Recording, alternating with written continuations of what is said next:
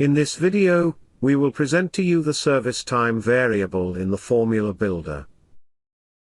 This feature enables you to refer to the duration of a specific service in the service order for the current payroll period when building a formula.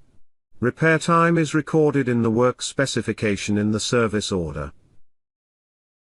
You want to use the total time spent for servicing for an employee in payroll.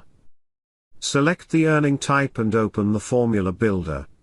In the parameters, select the variable group single employee and the variable service time. Thereby, you build a formula that shows the total number of servicing hours for the month of the payroll for an individual employee.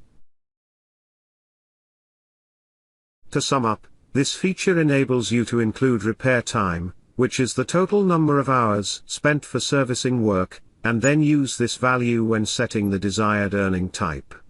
Thank you for your attention. For further help or advice, please refer to our consultants.